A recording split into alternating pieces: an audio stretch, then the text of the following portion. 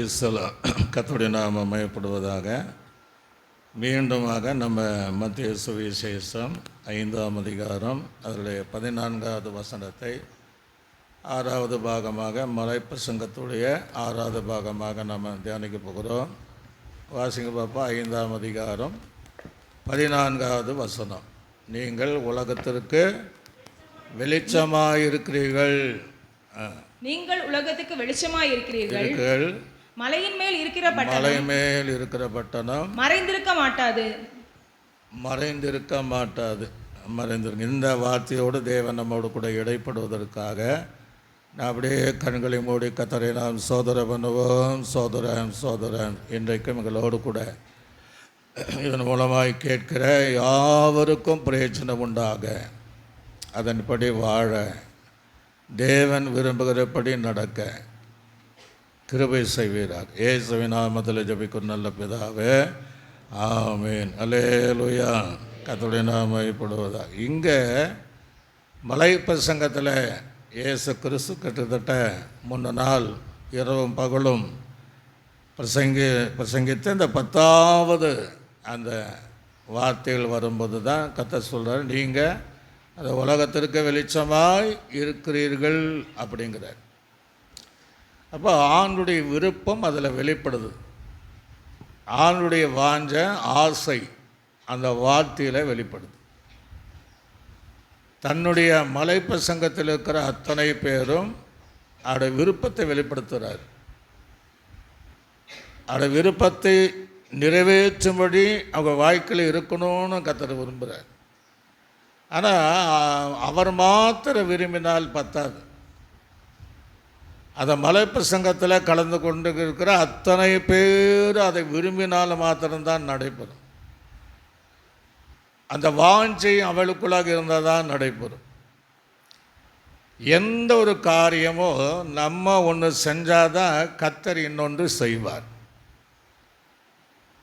தாகம் உள்ளவன் மேல் தான் என்ன செய்வாரா? தண்ணீரை ஊற்றுவார். தாகம் இருக்கணும். உண்மையுள்ளவனை கர்த்தர் என்ன செய்கிறார்? பரிபூர்ணமான ஆசை கொடுக்குறார். அப்போ உண்மை இருந்தால் தான் ஆசீர்வாதம். கர்த்தருக்கு பயப்படுகிறவனை கர்த்தர் ஆசீர்வதிப்பார். அப்படின்னா அந்த ஆசீர்வாதம் வேணும்னா பயப்படணும். கர்த்தருக்கு பயம் ஞானத்தின் ஆரம்பம். ஞானம் வேணும்னா அவருக்கு பயப்படணும். ஆயுசு நாள் பெருகணும்னா அவர் பயப்படணும். ஆக எதுவும் நம்மக்கிட்ட இருந்தால் தான் இன்னொன்று கர்த்தர் அவரை விரும்புவதை நம்ம வாழ்க்கையில் செய்ய முடியும்.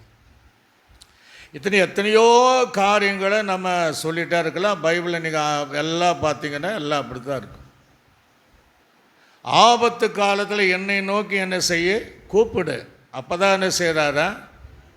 கூப்பிடாமல் பதில் தர்றார். கூப்பிடணும். கேளுங்கள், அப்பொழுது கேட்கணும். தட்டுங்கள், தட்டுற வேலை நம்ம வேலை, திறக்கிற வேலை அவர் வேலை. தேடுங்கள், அது காணத்தக்க அந்த காரியத்தை கர்த்தர் செய்வார். அப்போ இங்கே என்ன சொல்கிறாருன்னா, நீங்கள் உலகத்திற்கு வெளிச்சமாய் இருக்கிறீங்க. அப்போ நமக்கு என்ன செய்யணும்? நம்ம இருக்க வேண்டும் என்கிற வாஞ்சை நமக்கு இருக்க வேண்டும். அந்த வாஞ்சை இல்லைன்னா ஆண்டு செய்ய முடியாது. அவருடைய விருப்பமும் நம்முடைய விருப்பம் இசைந்து இருக்கும்போது அந்த காரியம் நிறைவேறிட்டே இருக்கும். சங்கீதம் 91 அழகான 14 வாசிக்க வேண்டாம். அவன் என்னிடத்தில் வாஞ்சியாக இருக்கிறபடி நான் அவன் என்ன செய்வேன். அப்போ என்ன வேணும் நமக்கு? வாஞ்சை. சில பெற்றோர்களை நீங்கள் பார்த்தீங்கன்னா பிள்ளைகளை காலேஜில் சேர்த்துவாங்க. பெற்றோருடைய விருப்பம் என்னென்னா, நம்ம எவ்வளோ கஷ்டப்பட்டால் பரவாயில்ல, பிள்ளைகள் என்ன செய்யணும்? எல்லாம் படிக்கணும்னு நினைப்பாங்க. ஆனால் அந்த பெற்றோருடைய விருப்பம் அந்த பிள்ளைக்குள்ளே இருந்தால் தான் அது நிறைவேறும், தவிர மற்றபடி நிறைவேறாது. கடந்த வாரங்களிலே 2 பேர் என்கிட்ட வந்து சொன்னாங்க, பையன் காலேஜுக்கு போனவன் அவன் போகாமல் நின்றுட்டான், இவ்வளோ பணம் செலவு பண்ணோம் அப்படிங்கிற நிறைய காரியம் இந்த உலகத்தில் இருக்க தான் செய்யுது. கடந்த சில வருஷத்துக்கு முன்பாக எல்லா பேப்பரில் பார்த்துருப்பேங்க, ஒரு நடுத்தரமான ஒரு குடும்பம் பையனை எப்படியாவது எம்பிபிஎஸ் என்ன செய்யணும், படிக்க வைக்க வேண்டும். அதனால் மார்க் ரொம்ப கம்மி தான். அதனால் பல லட்சங்கள் நன்கொடையாக கொடுத்து அவனை படிக்க வைத்திருக்கிறாங்க. ஆனால் அவன் 2 மாதத்துக்கு மேலே அவன் என்ன செய்யலை, போக முடியல. அப்போ தூர உறவினர்களை கொண்டு புத்திமதி சொல்லி மீண்டும் போயிருக்கிறான், மீண்டும் போகல. மீண்டும் அதே நபரை கொண்டு புத்திமதி சொல்லும்போது அவரையே என்ன பண்ணிட்டான், அதில் பேப்பர்லாம் நீங்கள் நல்லா தெரியும், கொன்று போட்டு விட்டான். அவருக்கு பின்பு அவனிடத்தில் கேட்கும் போது அவன் சொன்ன ஸ்டேட்மெண்ட் என்னென்னா, எனக்கு எம்பிபிஎஸ் படிக்க எனக்கு விருப்பம் இல்லை, எனக்கு வாஞ்ச இல்லை, எனக்கு கட்டாயப்படுத்தி என்ன செஞ்சாங்க, அதில் படிக்க வைக்காங்க. அதனால் என்னால் அது படிக்க முடியாதுன்னு அதுக்கு பின்னாடி அவன் ஜெயிலில் அங்கே கடந்து போனான். இன்றைக்கி அப்படி ஒரு பெற்றோர்களே, நாம் எவ்வளவு விரும்பினாலும், என் பிள்ளை நல்லா இருக்கணும்னு விரும்பினாலும், ஆனால் அவர்களுக்குள்ளே அந்த விருப்பம் இல்லைன்னா நாம் செய்வது எதுவும் சாத்தியம் இல்லாமல் போய்விடும். அல்ல சொல்லுங்களேயா. இங்கே இயேசு விரும்புகிறாருன்னா நம்ம என்ன செய்ய, நம்ம என்ன வெளிச்சமாக இருக்கணும், ஒளியாக என் பிள்ளைகளை இருக்கணுங்கிற அந்த விருப்பத்துக்கு ஏற்றபடி வாலி பிள்ளைகளானாலும் நீங்களும் ஆனாலும் நமக்குள்ளே அந்த வாஞ்சை இருக்கும் என்றால் அவர் சொன்னபடி மத்திய 5:14 படி நீங்கள் உலகத்திற்கு வெளிச்சமாய் இருக்கிறீர்கள் என்று அவரால் சொல்லத்தக்க தேவ பிள்ளைகளாக இருக்க முடியும். அல்லேலூயா. இது தலைப்பே மலை பிரசங்கம் தான், பைபிள் அப்படித்தான் இருக்குது. ஆனால் மலை பிரசங்கத்தில் என்ன நடந்தது, மத்தேயு சுவிசேஷம் 5ஆம் அதிகாரம் அதில் 2ஆம் வசனத்தில் வாசிக்கும் போது வாசி பாருங்க. அப்பொழுது அவர் தமது வாயை திறந்து, தம்முடைய வாயை திறந்து அவர்களுக்கு உபதேசித்து சொன்னது என்னவென்றால் அப்படின்னு இருக்கு. மலை பிரசங்கம் இருந்தாலும் அங்கே இயேசு என்னத்தான் செய்தாரா, உபதேசித்தார். அல்லேலூயா. வேதத்துடைய உபதேசங்களை, பரலோக ராஜ்யத்தில் செல்லக்கூடிய உபதேசங்களை, எப்படி நாம் வெளிச்சமாக இருக்க வேண்டும் என்கிற உபதேசங்களை மலைகளின் மேலே ஏறி தன் வாயை திறந்து தேவன் உபதேசம் பண்ணினார் என்று எழுதப்பட்டிருக்கு. இதுக்கெல்லாம் உபதேசத்தை நம்ம பார்க்க முடியல. உபதேசமே இல்லாத ஒரு காலங்கள், எங்கேயோ சில இடங்களில் உபதேசம் நிறைந்த ஒரு சபையை நாம் பார்க்க முடியும். அல்லேலூயா சொல்லுங்களே. அல்லேலூயா. ஆக உபதேசம் ரொம்ப முக்கியமாக இருக்க. தேவனுடைய ஊழியக்காரர் இருக்கிற எங்களுக்கும் கேட்கிற தேவ பிள்ளைகளுக்கும் உபதேசம் முக்கியம் என்பதை அறிந்து கொள்ள வேண்டும். பிரசங்கம் யார் வேறு பண்ணலாம், பேர் சொல்லாமல் சொல்லுவங்களுக்கு எல்லாம் அரசியல்வாதிகள் எல்லாருமே என்ன செய்கிறாங்க, பிரசங்கம் பண்ணுறாங்க. அப்படியே துண்டை மேலே வச்சு பிரசங்கம் பண்ணால் அவங்கள போல் யாரும் பண்ண முடியாது. நல்லது, ஆச்சரியப்படத்தக்க பிரசங்கம் பண்ணுவாங்க. சினிமா நடிகர்களும் நடிகைகளும் இன்றைக்கி என்ன செய்கிறாங்க, பிரசங்கம் பண்ணுறாங்க. அதுவும் நல்லது தான். ஆனால் உபதேசம் பண்ணுகிறார்களானா இல்லை. உபதேசம் ரொம்ப முக்கியம். பிரசங்கம் எல்லாரும் பண்ணிடலாம். புதிய ஏற்பாடு காலத்தில் ஏரோது ராஜா பிரசங்கம் பண்ணான். எப்படி பண்ணான்னா, தேவனை போல. அல்லேலூயா சொல்லுங்களே. அல்லேலூயா. தேவனுக்கும் அவன் எந்த குரல வித்தியாசம் கிடையாது, பிரசங்கத்துடைய நயங்கள் வித்தியாசம் கிடையாது. அவ்வளவு அழகாக பண்ணவன் தான் ஏரோது ராஜா. நடந்தது என்ன, அவன் புழு புழுத்து அவன் இறந்து போனான் தான் பைபிளுக்கு. பிரசங்க வேற, உபதேசங்கள் வேற. அல்லேலூயா சொல்லுங்களே. அல்லேலூயா.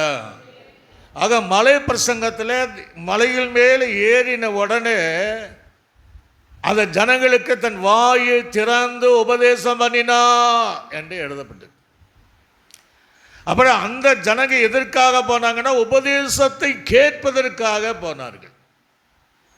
நாங்கள் இந்த உலகத்தில் எப்படி வாழணும், அதுக்கு பின்பு நித்தியத்திற்கு போகக்கூடிய உபதேசம் என்ன என்று கேட்பதற்காகவே கூடி போன ஜனங்கள். அல்லேலூயா. பல வருஷத்துக்கு முன்பாக ஒரு பழைய ஒரு ஆவிக்குரிய சபை, அந்த சபை பற்றி எனக்கு கேள்விப்பட்டிருக்கிறேன். எனக்கு ஒரு அழைப்பு வந்துச்சு. ஒரு ஞாயிற்றுக்கிழமை நான் போனேன். நிறைய பேர் அமர்ந்தாங்க. அப்போ நான் ஒரு சத்தியத்தை பேசிட்டு அப்படி பள்ளிப்படத்துலேருந்து அப்படி வெளியே போனேன். அப்போ அங்கே சபை மூப்பனார் முதல் எல்லாரும் என்கிட்ட கை கொடுத்து, நாங்கள் இந்த இப்படிப்பட்ட உபதேசத்தை கேட்டு ரொம்ப வருஷம் ஆச்சுன்னாரு. எனக்கு உள்ளுக்குள்ள ஒரு மகிழ்ச்சி, பரவாயில்ல நம்ம கத்தரை கொண்டு செய்கிறார் அப்படின்னு அதை பாஸ்டர் ரொம்ப என்னை தோளில் தட்டி கொடுத்தார். ஆனால் அது சில நாள் தன் ஸ்தாபன தலைவருக்கு அந்த இப்படி இந்த செய்தி உபதேசம் பண்ணினார் என்கிற செய்தியை மேலிடத்தில் என்ன பண்ணியிருக்கிறாங்க, சொல்லியிருக்கிறாங்க. நான் ஒரு முறை அவரை சந்திக்க நேரிட்டது. அவரை என்னை பார்த்து, அவரை குறித்து நல்லா தெரியும். நிறைய பேர் சொன்னாங்க அவர் நல்ல உபதேசத்தில் ரொம்ப ஸ்ட்ராங்காக இருக்கக்கூடிய ஒரு தலைவர் தான், உபதேசத்தில் வளர்ந்த ஒரு தலைவர் தான். ஆனால் அவர் என்ன பார்த்து என்ன சொன்னாருன்னா, இனி உபதேசம்ல நீங்கள் பேசாதீங்க. ஒரு அலைய சொல்களே லூயா, சத்தமாக சொல்களே லூயா. உபதேசம் அதெல்லாம் இனி சபைகளில் என்ன ஆகாது, செட் ஆகாது அப்படின்னாரு. அப்படியே நான் பார்த்தேன். ஒரு பெரிய தலைவர், எனக்கு வேதனை உண்டாச்சு. நம்ம அதற்காகவா இந்த எல்லா பாவ பழக்கத்தில் வந்தோம் அப்படின்னு நினச்சிட்டு ஒரு பெரிய தலைவரை கூட எதிர்மறையாக நம்ம என்ன செய்யக்கூடாது, பேசக்கூடாது. அப்படியா ஜெபம் பண்ணுங்க அப்படின்னு நான் ஒதுங்கிட்டேன். சில இடங்களில் உபதேசத்தை ஏற்றுக்கொள்ளவர்கள் இருக்கதான் செய்கிறாங்க. ஒரு காலத்தில் அதில் இருந்தவர்கள் இன்றைக்கி இல்லாமல் இருக்கதான் செய்கிறாங்க. அல்லேலூயா. இன்னொரு முறை ஒரு திருமணத்திற்காக என்னை அழைப்புன்னா அதை கலந்து கொள்வதற்கு தவிர செய்தி கொடுப்பதற்காக அல்ல. நான் ஒரு ஆட்டோவில் தான் அந்த பையனை வந்து தூரனால ஆட்டோவில் போனேன். கொஞ்சம் நான் என்றைக்குமே முன்னாடி போகக்கூடியவன். அன்றைக்கி கொஞ்சம் லேட்டாச்சு. பக்கத்தில் போகும்போதே முதல் பாட்டு ஆரம்பிக்கிறாங்க. அப்படி ஏதாவது ஆரம்பித்தா எப்போ போன உடனே பலிபீடத்தில் உட்கார பழக்கத்தை வைக்கிறது இல்லை. சரி, ஆடியன்ஸ் பக்கத்தில் நான் உட்காந்துட்டேன். மேடையில் பார்த்திங்கன்னா நிறைய ஸ்தாபன தலைவர்கள் அமர்ந்திருந்தாங்க. அப்போ அந்த ஸ்தாபனம் அங்கே அவர் தலைவர் என்ன மேலே கூப்பிட்டு உட்கார வச்சுட்டார். உட்கார வச்சுட்டு எல்லாருக்கும் 2 நிமிடம் 5 நிமிடம் அப்படியே வாழ் செய்து கொடுத்து கடைசி சொல்லிட்டாரு, நீங்கள் தான் செய்தி பாஸ்டர் ரவிராஜன்ட்டு. எனக்கு மேலேருந்து கீழே வர பெரிய பெரிய தலைவர்கள் இருக்கிறாங்க. அதில் ஒரு உபதேசம், திருமணமும் வருகை கொடுத்ததான மணவாளனுக்கும் சபைக்கு என்ன காரியம் என்பதை ஒரு அரை மணி நேரம் மேலே தான், அரை மணி நேரம் நான் பேசினேன். அத்தனை தலைவர்களும் என்கிட்ட கை கொடுத்து, பாஸ்டர் இப்படி தான் பேசணும், ஒரு அலைய சொல்களே லூயா. அப்படியும் இருக்க தான் செய்கிறாங்க. அந்த பாஸ்டர் சொன்னார், இப்படி தான் சத்தியத்தை பேசணும் பாஸ்டர் அப்படின்னு. அப்படி இருக்க தான் செய்கிறாங்க. சில தலைவர்கள் உபதேசத்தை ஏற்றுக்கொள்ளாமல் இருக்கிறாங்க. ஒரு காலத்தில் இருந்தவங்க அவங்க இல்லை. ஆனால் இயேசு இங்கே மலையில் ஏறின உடனே தன் வாயை திறந்து அவர் உபதேசம் பண்ணினார். அல்லேலூயா. இந்த உபதேசம் என்பது இந்த வாரம் அடுத்தவன் தேர்ந்து கேட்டால் தான் அதனுடைய காரியங்கள் நன்றாக புரிந்து கொள்ள முடியும். இன்னொரு முறை ஒரு மரண வீட்டில் நான் கலந்து கொள்ள கர்த்தர் கிருபை செய்தார். அப்போ அங்கேயும் நிறைய தலைவர்கள் இருந்தாங்க. எனக்கு கொஞ்சம் நேரம் வாழ்த்து செய்து கொடுக்க சொன்னாங்க. நான் அந்த குறிப்பிட்ட நேரத்தில் வாழ்த்து செய்து கொடுத்துட்டு உடனே அவங்களெல்லாம் என்னை கை கொடுத்துட்டு, பாஸ்டர் இப்படி தான் நீங்கள் பேசணும், இதுதான் உபதேசம் என்று அவர்கள் என்னை என்கரேஜ் பண்ணாங்க. ஒரு அலைய சொல்லுங்களே லூயா. ஆக இந்த நாளிலும் உபதேசத்தை கேட்கக்கூடிய வாஞ்ச ஜனங்க இருக்கதான் செய்கிறாங்க. உபதேசத்தை ஒரு காலம் வாழ்ந்து இன்னைக்கு ஏற்றுக்கொள்ளாதவர்கள் இருக்கதான் செய்கிறாங்க. உபதேசத்தை முற்றிலுமாக வெறுக்கிற ஜனங்கள் இருக்கத்தான் செய்கிறார். ஆனால் இயேசு என்ன செய்தார்? மலையில் மேலே ஏறி தன் வாய்களை திறந்து உபதேசம் பண்ணி, நீங்கள் வெளிச்சமாய் இருக்கிறீர்கள். யார? உபதேசத்தை கேட்டு உபதேசத்தின் நடக்கிற அந்த ஜனத்தை தான் சொன்னார். ஆக நீங்களும் நானும் உபதேசத்தின்படி வாழ்ந்தாதான் நாம் நிலை நிற்க முடியும். அல்லேலூயா சொல்லுங்களே. அல்லேலூயா. தேவனுடைய விருப்பத்தின்படி வெளிச்சமாக இருக்க முடியும். பழைய நாட்களில் இப்போல்லாம் பாஸ்டர்னு கூப்பிடுவாங்க, ரெவரண்டுன்னு கூப்பிடுவாங்க, பிஷப் அப்படின்னு. இப்போ அந்த நேம் அப்படிலாம் வருது. சிலர் பாஸ்டையா நல்லா இருக்கீங்களா, தோத்தரையா அப்படியும் இருக்க தான் செய்கிறாங்க. பழைய நாட்களில் உங்களுக்கு தெரியும், முந்தின நாட்கள் இருந்தவர்களுக்கு உபதேசியார் வரார் அப்படிம்பாங்க. யார் வரார்? உபதேசியார் வரார். இவ்வளோ அழகான ஒரு பேர் இல்லையா? பிரசங்கியார் வருகிறார் அப்படின்னு சொல்லுவாங்க. பிரசங்கியார் வருகிறார், உபதேசியார் வருகிறார். அதுக்கு என்ன பேருன்னா, அவர்களை உபதேசம் பண்ணுவதனால உபதேசியார் வருகிறார், பிரசங்கம் பண்ணுவதனால பிரசங்கியார் வருகிறார் என்கிற அந்த நாளில் பழைய விசுவாசிகள் சொல்லுவாங்க. சிலர் உபதேசியாக இருக்கிறாங்க. இவர் யாருங்க உபதேசியார்? அவரும் சத்தியத்தில் இருக்குல்ல, அவரும் உபதேசம் பண்ணாத ஆட்கள் நிறைய பேர் இருக்கிறாங்க. ஆக இன்றைக்கு நீங்கள் பார்த்தீங்கன்னா சாமன ஒழுங்கு அரசாங்க ரீதியின்படி பாஸ்டர் அல்லது ரெவரன் அல்லது பிஷப் அல்லது டாக்டர் இப்படியெல்லாம் நிறைய வருதுன்னா அந்த அரசாங்கத்தின் சூழ்நிலை நிமித்தமாக அதெல்லாம் நல்லது தான். இந்த கொரோனா காலங்களில் யாருமே ஆராதிக்க வேண்டிய சூழ்நிலைன்னா திடீர்னு ஒரு முறை வாட்ஸ்அப்பில் அப்படியே பார்த்து ஒரு செய்தி வருகிறது. அந்த செய்தி என்ன செய்தின்னா, ரெவரன் அதுக்கு என்ன அர்த்தம், அகராதியில் என்ன அர்த்தம் அப்படின்னா பயங்கரமானவன் அப்படின்னு ஒருத்தர் அங்கே எழுதியிருக்கிறார். ஏன் அப்படி எழுதுகிறாருன்னா, அன்றைக்கி ஒரு மாவட்டத்திலையும் நம்ம மாவட்டத்திலையும் ஒரு ஊழியர்னால மற்றவர்கள் கொலை செய்த உங்களுக்கெல்லாம் தெரியும். அதில் நம்ம பேரும் ஊரை சொல்ல விரும்பலை. அதனால் அவங்க படங்களெல்லாம் காட்டிட்டு, ஆக ரெவரண்ட் என்றால் பயங்கரமானவர்கள், இவங்க இப்படித்தான் இருப்பாங்க அப்படின்னு அவர் அதில் சிறிய ஒரு செய்தி போட்டிருந்தார். அன்றைக்கி எனக்கு தூக்கம் கிடையாது. ஏன்னா நம்ம ரெவரண்ட் தான் போட்டிருக்கிறோம். தற்சகலில் என்ன கொடுத்துருக்காங்க? ரெவரண்ட். எனக்கு தூக்கமே இல்லை. ஏன்னா டிஸ்ட்ரிக்ட் பாஸ்டர்னால சில சீலனமை எனக்கு கீழே இருக்கிறவங்களுக்கு தகுதி கொடுக்கவோ திருமண காரியமோ அது கண்டிப்பாக லெட்டர் படலாம் வேணும். எனக்கு இரவில் தூங்கலை. அப்போ யோசித்தேன், நம்முடைய தேவ சபை 190 தேசத்தில் இருக்குது. எல்லாம் வெள்ளைக்காரனுக்கு இது புரியலையோ, இது அர்த்தம் புரிய, ஒரு வேளை புரியாமல் வச்சுட்டாங்களோ, அப்போ நம்ம இந்த பேரை வைக்கக்கூடாது என்று அதை இரவில் அப்படி புலம்பிகிட்டே இருந்தேன். மறுநாள் எனக்கு தூக்கம் வரல. இது நம்ம தலைவர்கிட்ட கேட்கணும், இந்த அர்த்தமுள்ள பேர் நம்ம எதுக்கு நம்ம வைக்கணும் எப்படி என்று நினைக்கும் போது, அப்போ ஆண்டுகிட்ட பேசுகிறேன். என்ன ஆண்டவரே அப்படின்போது அவர் மெதுவாக என்கிட்ட பேசினார். அது சொன்னது சரிதான் அப்படின்னார். ரெவரண்ட் என்பது பயங்கரமானவன் என்பது சொன்னது சரிதான் அப்படின்னா. ஏதோ ஆண்டவரே அப்படின்னு என்னை உள்ளம் உடைந்த போது, அவன் சொன்ன அர்த்தம் வேறு, நான் சொல்கிற அர்த்தம் வேறுன்னார். ஒரு அலே சொல்லுகளே இல்லையா? அர்த்தம் ஒன்று தான். பழைய ஏற்பட்ட காலத்தில் ஆசாரிகளை நீங்கள் பார்த்தீங்கன்னா பயங்கரமாக இருப்பாங்க. இப்போ இருக்கிற பாஸ்டர் போல வெள்ளையும் சொல்லையும் போட்டு சாதுவாக இருக்க மாட்டாங்க. அன்றைக்கி ஆசாரின்னு பார்த்தா ஜனங்களுக்கு பயம் வரும். ஏன் வரும்? தன்னுடைய பாவத்துக்காக ஒவ்வொருவனும் இளங்காலையோ அல்லது ஆட்டுக்குட்டி கொண்டு போகணும், கடாவையோ. அவருடைய வஸ்திரங்கள் வித்தியாசமாக இருக்கும்.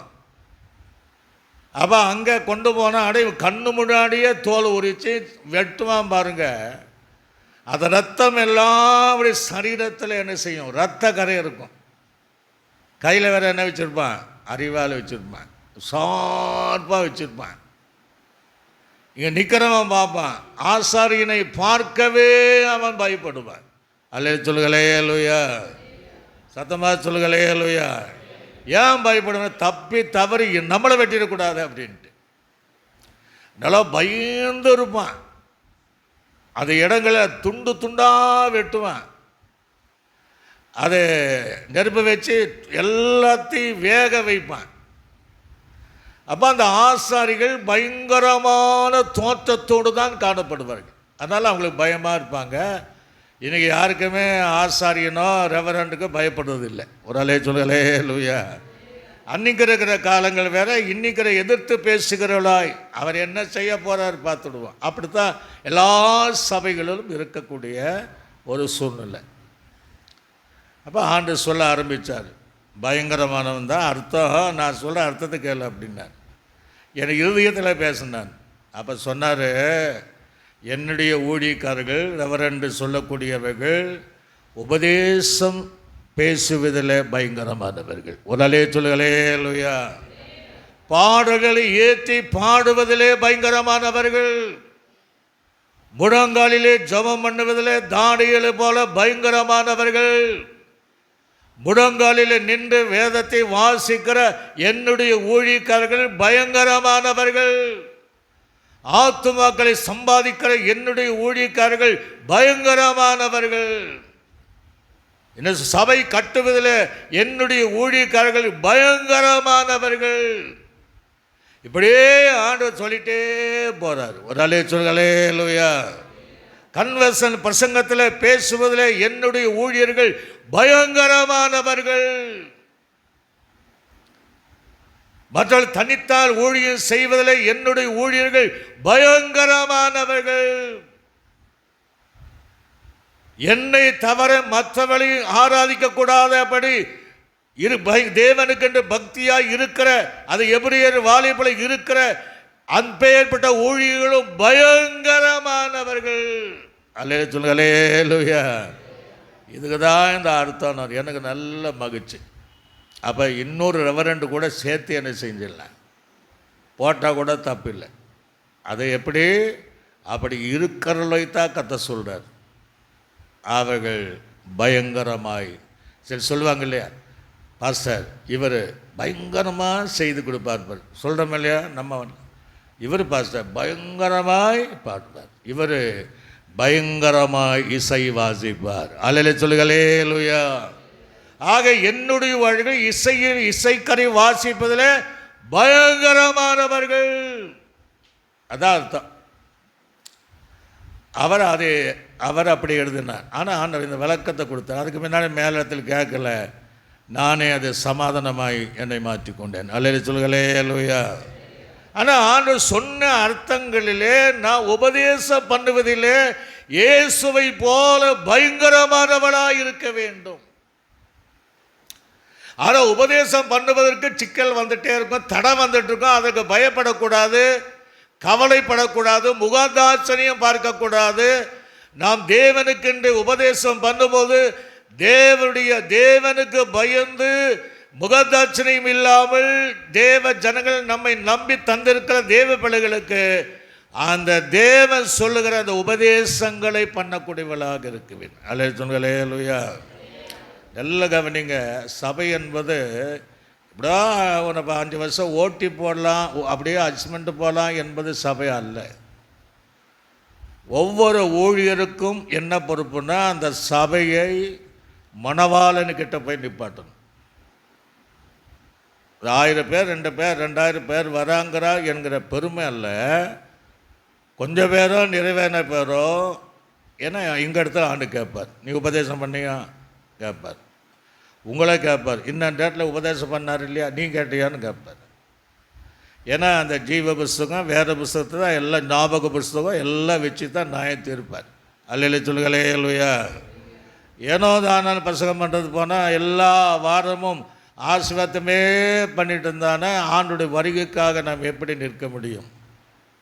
ஆக உபதேசத்தின் வழி வாழ்ந்தால்தான், உபதேசத்தினுடைய சட்ட திட்டத்தின்படி வாழ்ந்தால்தான் இந்த உலகத்தில் அவர் விருப்பம் நம்ம விரும்பினபடி வெளிச்சமாய் இருக்க முடியும். அல்லேலூயா சொல்லுங்களே லூயா. அந்த ஜனத்தை பார்த்து, அப்படிப்பட்ட தேவ பிள்ளைகளை பார்த்து தான் கர்த்தர் சொல்கிற வார்த்தை, நீங்கள் இந்த உலகத்திற்கு வெளிச்சமாய் இருக்கிறீர்கள் என்று கர்த்தர் சொல்கிறார். இயேசு கிறிஸ்து வாழ்ந்த நாட்களில் சொந்த ஜனமே அவருடைய உபதேசத்தை ஏற்றுக்கொள்ளவே இல்லை. வேத பாரகனை ஏற்றுக்கொள்ளலை, பிரதான ஆசாரிகளை ஏற்றுக்கொள்ளலை. அதனால அவரும் என்ன செய்தார், அவங்களை விட்டுட்டு நகரம் முழுவதுமாக சுற்றி உலாவி, இவங்க கேட்கலன்னு என்ன, நகரம் முழுவதுமாக சுற்றி நடந்து அவர் உபதேசித்தார் என்று வேதம் நமக்கு தெளிவாக சொல்கிறது. அல்லேலூயா. வாசித்து பாருங்க, மார்க் சுவிசேஷம் 6ஆம் அதிகாரம் 2ஆம் வசனத்தை வாசிங்க. ஓய்வு நாளான போது ஜெபாலயத்தில் உபதேசம் பண்ண தொடங்கினார். அநேகர் கேட்டு ஆச்சரியப்பட்டு ஆச்சரியப்பட்டாங்க. அப்ப பயங்கரமா உபதேசம் பண்ணியிருக்கிறார். இது இவனுக்கு எங்கிருந்து வந்தது?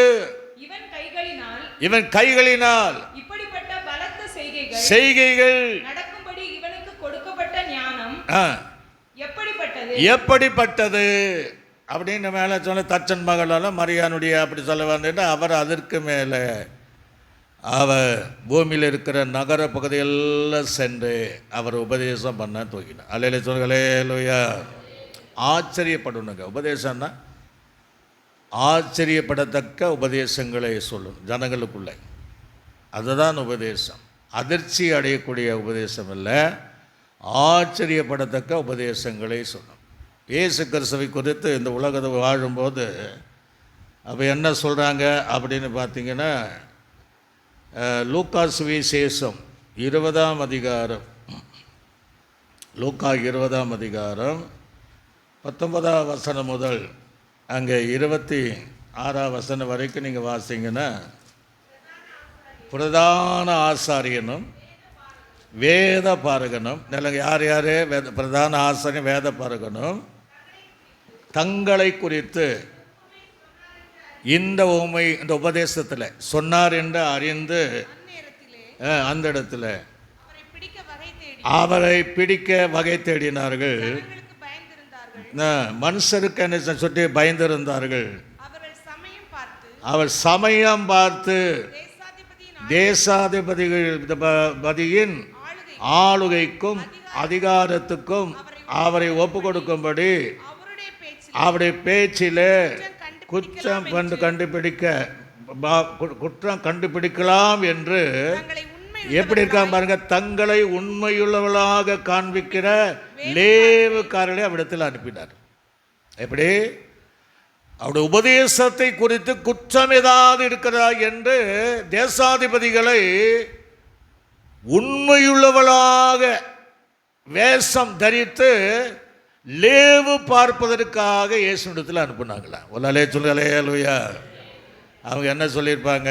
ஐயா நீ நல்ல உபதேசம் பண்ணுறீங்க அப்படி தான் சொல்லியிருப்போம், உண்மை உள்ளவளாக. இப்படி நாங்கள் பசமே கேட்டதில்லை, இப்படிப்பட்ட உபதேசத்தை கேட்டதே கிடையாது என்று அங்கே சொல்லுகிற அந்த காரியத்தை நாம் பார்க்க முடிகிறது. அடுத்த வருஷத்தை வாசிங்க.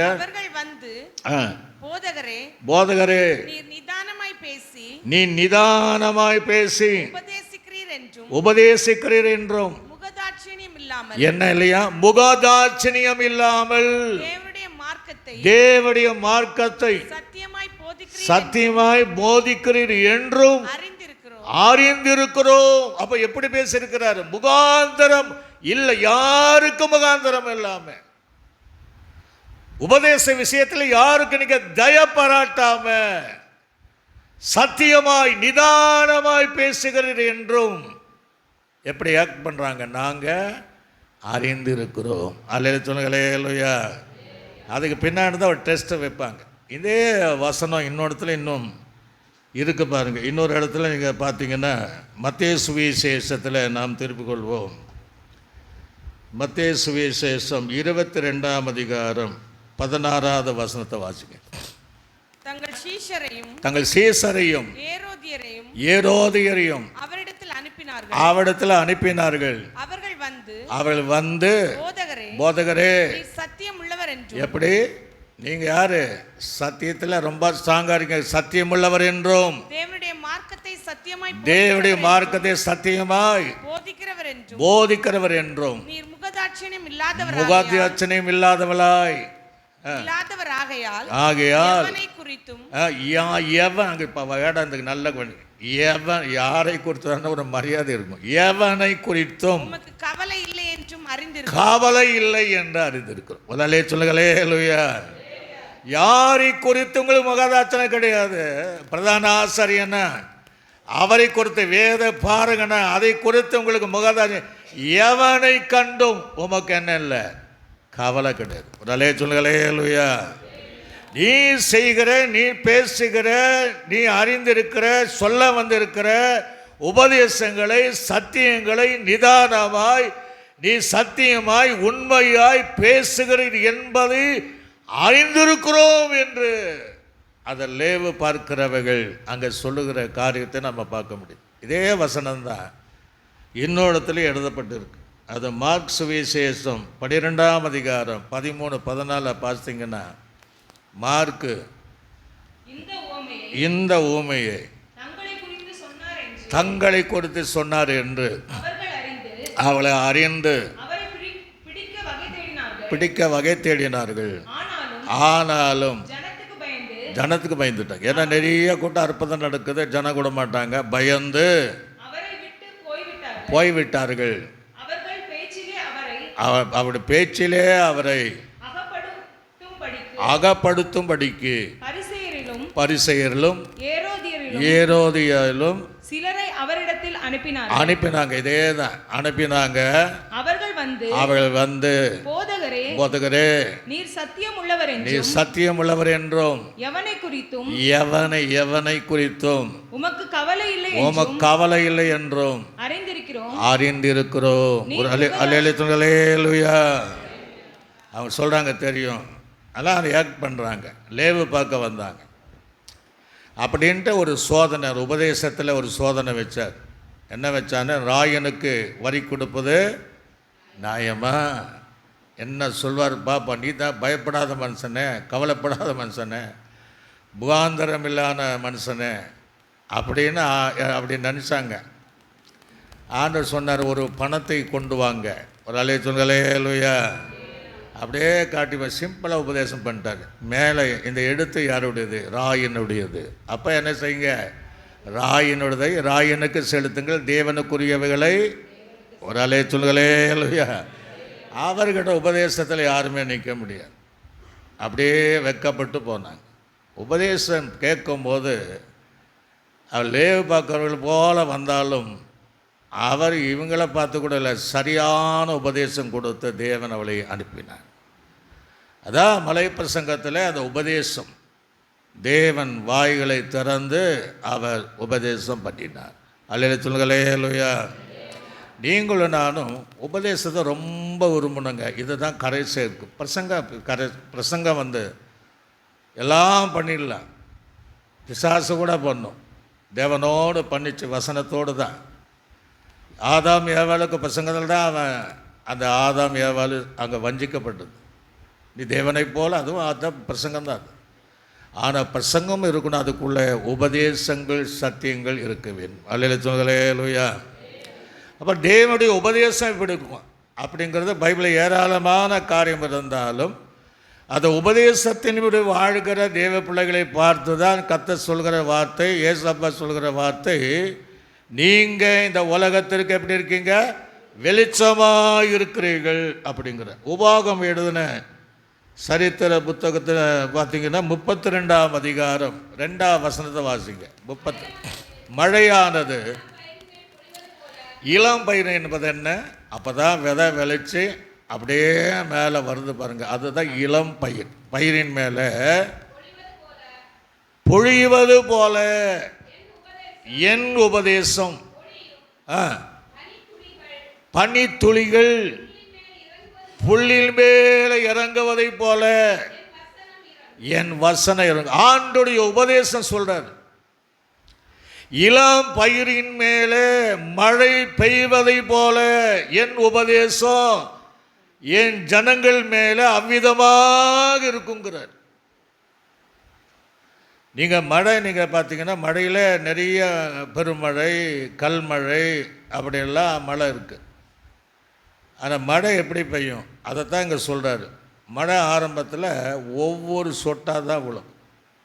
அப்படியே ஒரு மேலே பெஞ்சா இல்லைங்க, அப்படியே ரெண்டு சொட்டு, அது சொட்டு அப்படி தான் இருக்கும். அது கொஞ்சம் கொஞ்சமாக அது அதிகரித்து அது பெருமழையாய் மாறும். ஒரு அலைய சொல்லுங்களே இல்லையா. எடுத்த உடனே பெருமழை பெஞ்சின்னா அந்த இலசு இருக்கு இல்லையா, ஒன்றும் இல்லாமல் போயிடும். பெருமழையில் அது பாதிக்கப்படும். இளம் பயிர் அது பாதிச்சிடும். ஆனால் அதனால் ஒவ்வொரு சொட்டாக மழை பெய்ய என்ன அர்த்தம்னா, உபதேசங்கள் படிப்படியாக, ஒரு அலைய சொல்லுங்களே இல்லையா, வளர்ச்சிக்கேற்றபடி பவுல் சொல்லுவான் இல்லையா, நீங்கள் காலத்தை பார்த்தால் நீங்கள் புருஷலாக இருக்க வேண்டிய நீங்கள் இப்போ எப்படி இருக்கீங்க, குழந்தை போல இருக்கிறீங்களே. எதுக்கு சொன்னார்? அந்த வசனங்களே எவ்வளோ வளர்ந்தாலும் உபதேசம் இல்லை அவங்கக்கிட்ட. இன்னும் ஆரம்பத்தில் இளம் பயிர் மேலே ஆரம்ப ஸ்டேட்டில் தான் இருக்கீங்க. அப்போ அந்த இளம் பயிர் அப்படியே வளர மழை துளிகள் அதிகமாக இருக்கும். அல்லது சொல்லுங்களே இல்லையா. அது முற்றிலும் வளர முழுமை அடையும் போது எவ்வளோ மழை வந்தாலும் அதை சேதப்படுத்த. அப்படி என்று சொல்றாருன்னா, என்னுடைய உபதேசம் என் ஜனத்துக்கு ஒவ்வொரு துளியாய் விழுகிற சொட்டி போல விழுகிற மழை தண்ணி போல இறங்கி அது வளர்ந்து அது முழுமை அடையும் போது பெருவெள்ளம் வந்தாலும் பெருங்காற்று வந்தாலும் புத்தியாய் கண்மேல மேலே வீடு கட்டுகிறவட வீடு அது அசையாது அப்படின்னு நம்ம சுவிசேஷங்களில் நம்ம வாசிக்க முடியுது. ஒரு அலைய சொல்லுங்களே இல்லையா. அப்போ அந்த உபதேசத்தில் கொஞ்சமாக வளர்ந்துட்டே இருக்கணும்.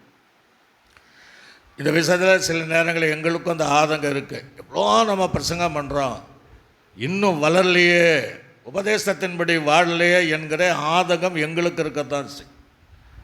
ஆனால் உபதேசங்களிலே அந்த இளம் பயிர் வளருவதை போல ஒரு முழுமை அடைந்து வளருவதற்கு நம்மை அர்ப்பணிக்கணும். அல்ல சொல்களே அல்லையா.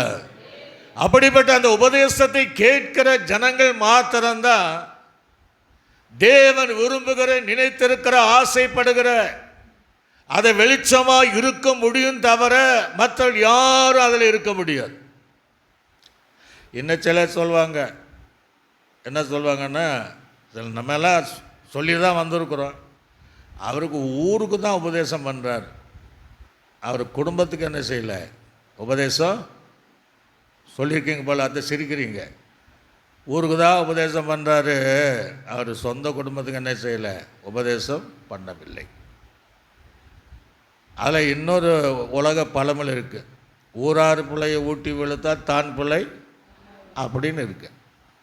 இல்லை, ரெண்டு விஷயம் தவறானதை எடுக்கக்கூடாது. இன்னொன்று விஷயம் எப்படி எடுத்துக்கலாம், பரவாயில்ல, தான் குடும்பத்தை சொல்லாமல் இருப்பாரா, தன் குடும்பம் எப்படி பண்ணாலும் ஊர் நல்லா இருக்குன்னு விரும்புகிறாரு. ஒரு அலைய சொல்லுகளே இல்லையா.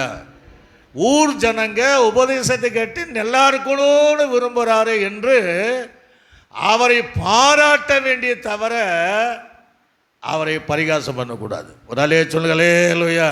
ஒருவன் சொந்த குடும்பத்தை நடத்தணும், பைபிள் இல்லாமல் இல்லை.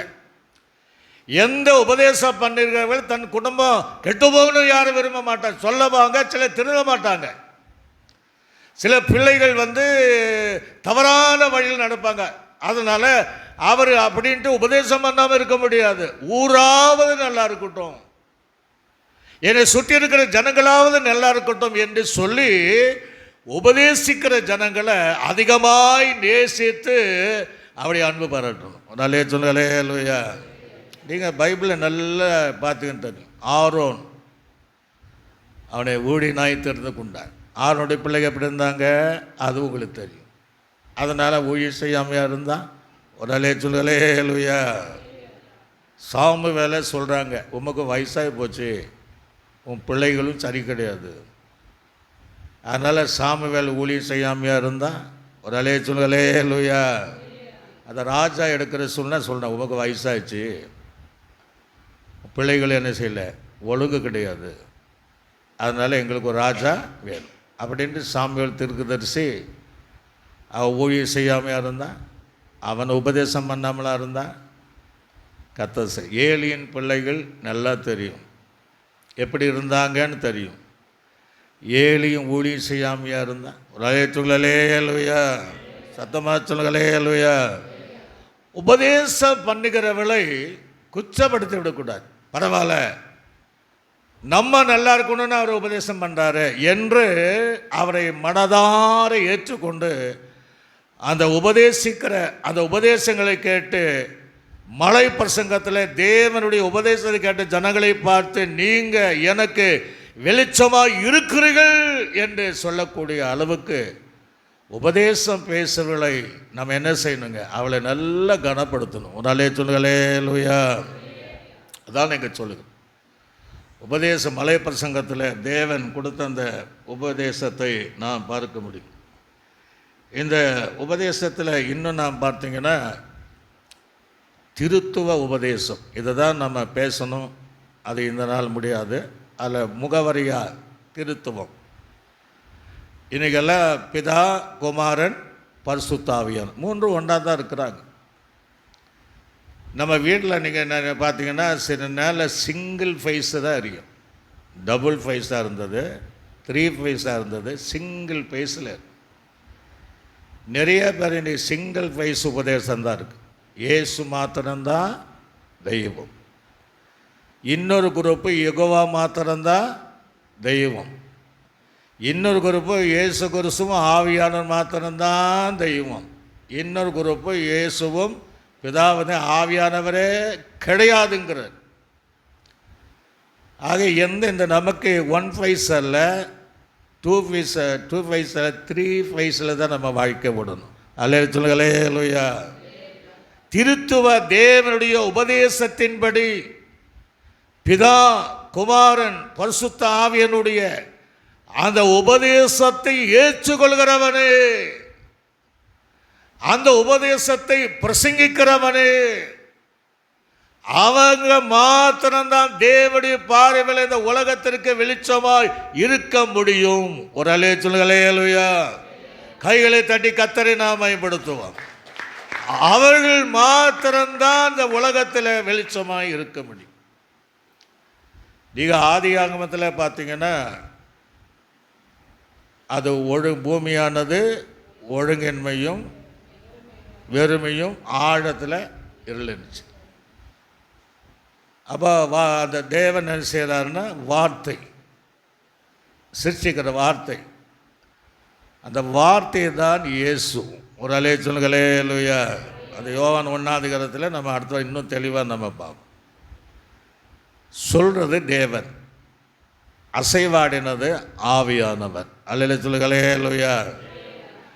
ஆரம்ப காலகட்டத்தில் திருத்துவ தேவனால தான் இந்த உலகமே சிருஷ்டிக்கப்பட்டது என்பதை நாம் அறிந்திருக்குவேன்.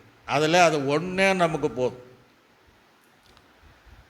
அதாவது இப்போ நான் இன்னும் உங்களுக்கு தெளிவாக சொல்கிறேன்னா, நான் இந்த சர்ச்சுக்கு நான் யாருன்னா பாஸ்டர் இல்லையா, பாஸ்டர். என் மனைவிக்கு யார்? நான் புருஷன். என் பிள்ளைகளுக்கு நான் என்ன? தகப்பன். 3 வித்தியாசமாக 3 நபர் அல்ல, 3 ஒரே நபர். லலே சொல்லுங்களே லூயா. அப்போ இதில் என்ன தெரியுதுன்னா, சபையில் நான் மனைவியோடு இருந்ததை போல சபையில் இருக்க முடியாது. சபையில் நாம் செய்கிற காரியம் பாஸ்டாக இருந்து பாஸ்டருடைய காரியத்தை செய்வது தான் பாஸ்டர். மனைவியோடு நான் இருக்கும்போது சபையை போல இருக்க முடியாது. அவளை அன்பு பாராட்டணும், போஷிக்கணும், பல விஷயங்கள் அப்படி தான் இருக்கணும். பிள்ளைகள் இடத்துல இருக்கும்போது மனைவியோடு இருப்பதை போலவோ சபையோடு இருப்பதை போல பிள்ளையோடு இருக்க முடியாது. 3 விதமான கிரியைகள், ஆனால் ஆள் ஒன்று தான். ஒரு அலே சொல்லுங்களே லூயா.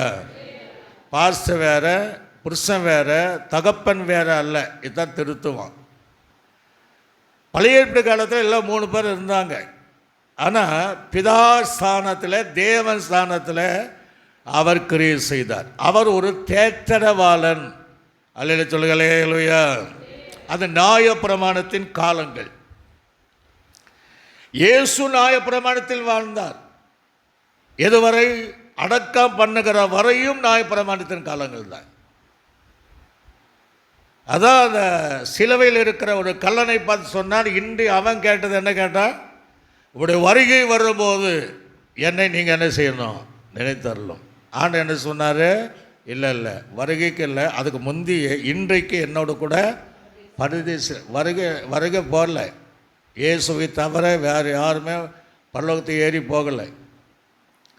அதான் நம்ம ஒரு ஜெபம் பண்ணுவாங்க, பரமண்டல எங்கள் பிதாவே உடைய நாமம் ஒரு ராஜ்யம். அப்போ வரலன்னு அர்த்தம். சிலர் வருகை போயிட்டான் அப்படிம்பாங்க. அது நியாயப்பிரமாணத்தின் காலங்கள். அந்த நியாயப்பிரமாணத்தின் காலங்களில் தான் இயேசு எங்கே போனாருன்னா 3 நாள் அன்றைக்கி பரிசுத்தவான்கள் மரித்தால் மேல் பாதாளத்தில் இருப்பாங்க. அல்லது சொல்லுங்களே அல்லையா. இந்த லாசரு 5 சப்ஜெக்டெல்லாம் நம்ம பார்க்க முடியும். அதுவும் பாருங்கள் 3 பகுதி.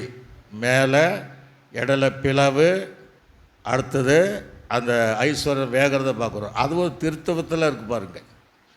மேல் பாதாளம், கீழ் பாதாளம். தாவீது சொன்னான், என் ஆத்துமாவே கீழ் பாதாளத்துக்கு என்னை தப்பிவித்தவரேங்கிறான். மேல் பாதாளம் அங்கே மேலே தான் பரிசுத்தவான்கள் இருந்தாங்க. அதில் தான் அது ஒரு பரிசையில் தான் இந்த கல்லன் இருந்தான். அல்ல சொல்லுங்களே லோயா. அதனால் கேட்பான், நானும் சன் எடுத்தானா அப்படின்ட்டு. அதுக்கு பின்னாடி தான் உபதேசமே, உயிர்த்தெழுந்த பின்னாடி உபதேசம் வருது.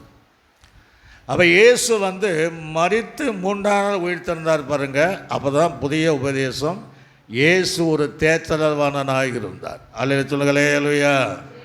பிதா தன்னுடைய காரியத்தை அவர் செய்தார். இயேசு அவருடைய காரியத்தை அவர் செய்தார். எல்லாம் ஒன்று தான். அவர் முடித்த பின்பு இருக்கும்போது ஒன்று சொல்லிட்டு போனார், நான் போறேன்னாரு. எல்லாருக்கும் கலக்கங்களும் பயங்களும் போறாரு. கவலை வந்த போது தான் நீங்களாம் கவலைப்படாதீங்க, நான் போகிறேன். நான் போகலைன்னா உங்களுக்கு பிரயோஜனமே கிடையாது. நான் போனேன்னா ஒரு தேற்றரவாளனை உங்களுக்காக நான் பிதாவின் இடத்துல என்ன செய்கிறேன்? அனுப்ப போகிறேன். அவர் சபையை சகல சத்தியத்திற்குள்ளாக நடத்துவார். அல்ல சொல்லுங்களே அல்லையா. அது சொல்லார் பாருங்க. வேறொரு தேற்றரவாளன் அவரே சொல்கிறார். பிதா ஒரு தேற்றரவாளன், இயேசு ஒரு தேற்றரவாளன். இப்போ யார் இப்போ தேற்றதுன்னா பரிசுத்த ஆவியானவர் தான். அவருடைய ரகசிய வருகை வரையும் சபையை நடத்துவது பரிசுத்த ஆவியானவர். அல்ல சொல்லுங்களே அல்லையா. இது 3 நபரும் ஒரே நபர் தான். 3 பேர் ஒரே நபர் தான். 3 பேர் ஒன்றா தான் இருப்பாங்க. அவங்க பிரியவே மாட்டாங்க. ஆக இந்த திருத்துவம் உபதேசத்தில் வாழ்கிற, கேட்கிற, அதன்படி நடக்கிற தேவ பிள்ளைகள், தேவனுடைய ஊழியக்காரர்கள், தேவனுடைய சபையாக இருக்கக்கூடிய மாத்திரம்தான். இயேசு இந்த மலை பிரசங்கத்தில் தன் உபதேச வாக்கியங்களை சொல்லும்போது, அதை கேட்கிற ஜனங்களிடத்தை சொல்லும்போது, நீங்கள் இந்த உலகத்திற்கு வெளிச்சமாய் இருக்கிறீர்கள். ஒரு அலையை சொல்லுங்களே லோயா. எப்படி இருக்காங்களா? வெளிச்சமாக இருக்கு. ஒரே ஒரு இன்னும் உதாரணம். இப்போ நான் வீட்டில் எனக்கு இப்போ யாருமே இல்லைன்னு வச்சுடுங்க, நான் ஒருத்தந்தான் இருக்கிறேன். சுற்றி நிறைய வீடு இருக்குது. நான் ஏதாவது நான் கடைக்கு போனோன்னா என் பாட்டுக்கு நான் போயிட்டு என் பாட்டுக்கு வந்துடுவேன். யாருக்கும் சொல்லணும்னு அவசியம் கிடையாது. திடீர்னு ஒரு நாள் நான் சத்தம் போடுறேன். எல்லாருக்கும் தெரியுது நான் ஒருத்தந்தான் வீட்டில் இருக்கேன்னு. சத்தம் போட்டு வாங்க நம்ம எல்லாம் கடலுக்கு போய் அப்படியே ரவுண்ட் அடிச்சுட்டு வந்துடுவோம் அப்படின்னு நான் சொன்னேன். சுற்றி இருக்கிறவங்க என்ன நினைப்பாங்க? பாஸ்ட்டுக்கு ஏதோ ஒன்று ஆச்சு நினைப்பாங்களே இல்லையா? சொல்லுங்கள், நினைப்பாங்களா? நினைப்பாங்க. மனுஷனை சிருஷ்டிக்கும் போது கத்தரைத்தான் சொல்கிறாரு, நாம் இறங்கி போய் ரலே சொல்லுங்களே இல்லையா. இப்போ அவர் மாத்திரம் வருதானே சொல்ல தேவையில்லையே. அவரையும் மனசில் நினச்சதை அவர் இறங்கி தன்னை போல அளவா அவர் சிருஷ்டித்திருப்பார். அவர் என்ன சொல்றாரு? நாம் இறங்கி போய், ஒரு அலை சொல்லுங்களே அல்லையா. நம்ம இறங்கி போய், நாம் இறங்கி போய் நம்முடைய சாயலாக, நம்முடைய ரூபமாக மனிதனை சிருஷ்டிப்போமாக என்று எல்லாரும் கேட்கத்தக்க 3 திருத்துவ சத்தியத்தின்படி, உபதேசத்தின்படி இறங்கி மனிதனையும் தங்களை போல திருத்துவ சிருஷ்டிப்பாக ஆவி, ஆத்துமா, சரீரம் என்கிற அந்த 3 திருத்தத்துக்கு அடையாளமாக தேவன் மனுஷனை படைத்தார். அல்லேலூயா. இதுதான் சத்தியம், இதுதான் உபதேசம். ஆக 3 பேர் திருத்துவ தேவனால் செய்யப்பட்ட சிருஷ்டிப்பு தான் நீங்களும் நான், தனி மனிதன் அல்ல. ஆக மலை பிரசங்கத்தின்படி அவருடைய உபதேசத்தின்படி வாழ்கிற தேவ பிள்ளைகள் தான். சும்மா ஏதாவது ஞானஸ்நானம் எடுத்துட்டோம் ரட்சிக்கப்பட்டோம் அப்படிங்கிறவள அல்ல. அது நிறைய பேர் இருக்கத்தான் செய்கிறாங்க. அது அழைக்கப்பட்ட அநேகர் தெரிந்து கொள்ளப்பட்ட ஒரே சிலரும் தான். அது இடுக்கமான வாசல், குறுகிய வாசல், நெருக்கமான காரியம். கேட்டுக்கு போகிற வழியோ விசாலம், அகன்றது. இந்த உபதேசங்கள் வாழ்கிற தேவ பிள்ளைகள் யாராக இருந்தாலும், கடைசி வரை நிலை நிற்கிற யாராக இருந்தாலும், கர்த்தர் இந்த உலகத்திலும் வெளிச்சமாய் வைப்பார், பரலோகத்தில் நித்திய வெளிச்சத்துக்குள்ளாக அவளை சேர்த்து கொள்வார். இருந்த வண்ணமாக அப்படியே கண்களை மூடினவளாக. இந்த வார்த்தைகளுக்காக தொடர்ந்து நம்ம அடுத்த வாரம் இன்னும் தெளிவாக நம்ம கேட்க போகிறோம். எல்லா கர்த்தரை நாம் சோதனை பண்ணுவோம். சோதரம் இந்த வார்த்தையை கேட்கிற ஆண்டவரே, இப்படிப்பட்ட உபதேசத்துக்கு எதிராக இருக்கிற அவனுக்குள்ளே பேசி இந்த திருத்துவ தேவனுடைய உபதேசத்தின்படி, மலை பிரசங்கத்துடைய உபதேசத்தின்படி தங்களை வாழ நீ ஒப்பு கொடுக்கிற எல்லா பிள்ளைகளுடைய வாழ்க்கையிலும் வேத வசனத்தில் வாழ்ந்து அவளை வெளிச்சமாக இருப்பதற்கு தேவன் உதவி செய்கிறார். மனுஷுடைய உபதேசம் அல்ல, மனுஷுடைய கற்பனைகள் அல்ல, அவள் தேவன் கற்றுக் கொடுத்த இந்த உபதேசத்தின் வாழ அவளை அர்ப்பணிக்கும் போது தேவன் அவளையும் வெளிச்சத்து பிள்ளைகளாக மாற்றும். எங்கள் சபையாரையும் அப்படிப்பட்ட அனுபவத்தில் இதுவரை நிறுத்தின தேவன் இனியும் தெளிவோடு நிறுத்துவீரார். இயேசுவின் நாமத்தில் ஜெபிக்கிறோம் நல்ல பிதாவே.